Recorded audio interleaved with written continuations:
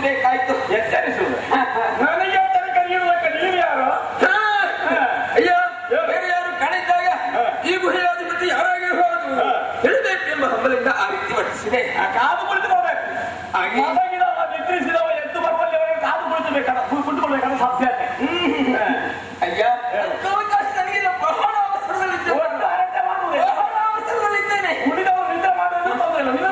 ಉಂಟೆ ಅಯ್ಯ, ಹಾಗೆಂದು ನನ್ನ ಶಂಕಕ್ಕೆ ಭಗವನ್ ಕೂದಲಿಕ್ಕೆ ಗೊತ್ತು ಗೊತ್ತಿಲ್ಲ. ಉಳಿದ ಶಂಕಗಳ ಹಾಗಲ್ಲ.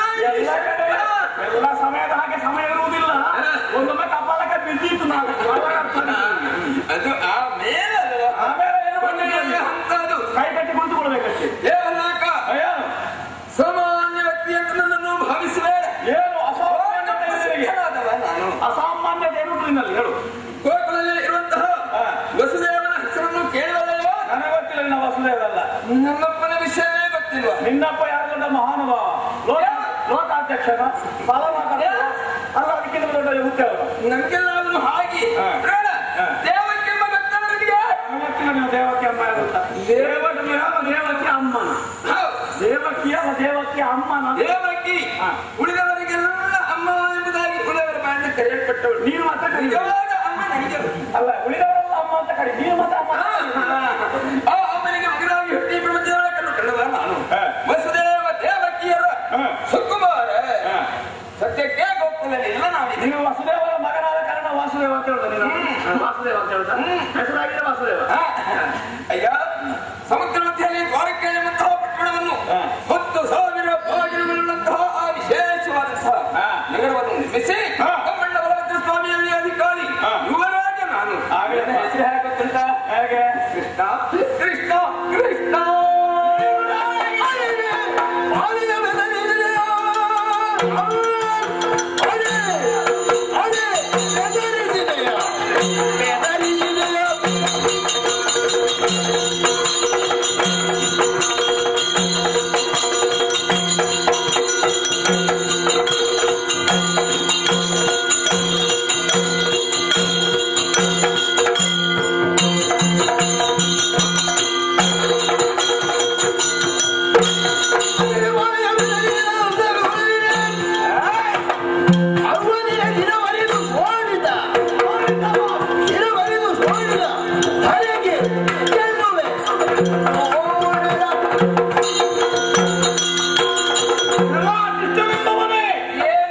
ನೀನು ವಸುದೇವನಿಗೆ ನಂದನಾಗಿರು, ದೇವಕ್ಕೆ ಕಂದನಾಗಿರು.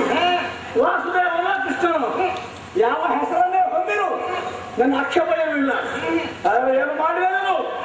ನನ್ನ ಮಗಳಿದ್ದಾಳೆ ನೋಡು, ನನ್ನ ಮಗಳು.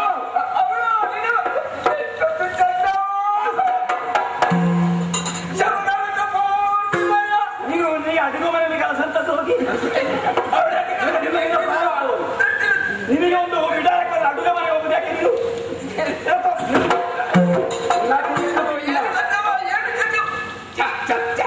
ಇನ್ನೊಮ್ಮೆ ಹೇಳಿದ ಜಾಗ್ರತೆ. ಸೊಂಪಾಗಿ ಸಾಕಿದೆ ನಾನು ಅವಳನ್ನು. ನಿನಗೆ ಮನೆಗೆ ಹೋದ ಹುಡುಗಿಯರ ಮುಖ ನೋಡಿ ಮಾತಾಡಬೇಕಲ್ಲ ಸಲ ನಿಮಗೆ ಕೂತಿನಿಂದ ಆಗ ಯೋಚನೆಯಿಂದ ಬಂದೇತಾದ್ರೆ ಅದು ಈಡೇರುವಂತದ್ದೇನೋ ಅಲ್ಲ. ಇದುವರೆಗೆ ಭಯ ಎಂಬುದೇ ಗೊತ್ತಿಲ್ಲ ಅವಳಿಗೆ. ನನ್ನ ಮಗಳಿಗೆ ಅವಳಿಗೆ ಭಯ ಹುಟ್ಟುವ ಹಾಗೆ ಮಾಡಿದ್ದಿ. ಅವಳು ಬೊಬ್ಬಿಡು ತಾಂತರಾದ ಮಾಡ್ತಾ ಇದ್ದಾಳೆ. ಅಪಾಯ ಅಪಾಯ ಅಂತ. ನೀನು ಬಂದದ್ದೇ ಅಪಾಯ. ಅವಳಿಗೆ ಭಯ ಹುಟ್ಟಿಸಿದೆಯಲ್ಲ, ಯಾಕೆ ಹೀಗೆ ಶಂಕ ಊದಿ ಭಯ ಹುಟ್ಟಿಸಿದೆ?